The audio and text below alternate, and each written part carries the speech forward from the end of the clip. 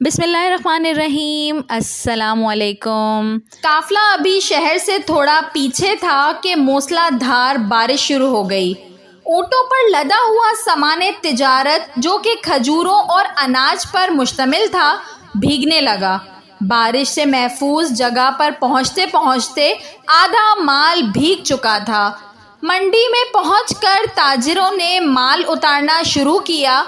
ان تاجروں میں ایک بہت معصوم چہرے والا انتہائی خوش شکل نوجوان تاجر بھی موجود تھا۔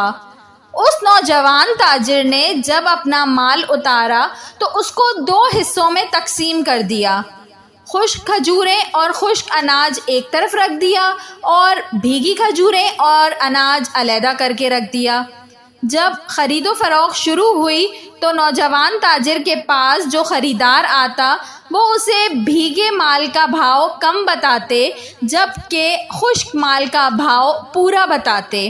گاہک پوچھتا ایک جیسے مال کا الگ الگ بھاؤ کیوں؟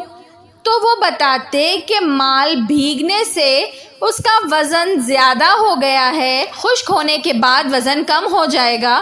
یہ بددیانتی ہے۔ لوگوں کے لیے یہ نئی بات تھی۔ تھوڑی ہی دیر میں پوری منڈی میں ان کی دیانتداری کا چرچا ہو گیا۔ لوگ جوک در جوک معصوم صورت والے تاجر کے گرد جمع ہونے لگے، ان کے اخلاق کے گرویدہ ہو گئے۔ وہ معصوم اور خوش شکل نوجوان ہمارے پیارے نبی کریم صلی اللہ علیہ وآلہ وسلم تھے۔ صلی اللہ علیہ وآلہ وسلم۔ ویڈیو پسند آئی ہو تو اس کو ضرور لائک کریے گا، اور ایسی مزید اچھی ویڈیوز دیکھنے کے لیے میرے چینل اردو کہانی گھر کو سبسکرائب کر لیجئے۔ Thanks for watching. اللہ حافظ۔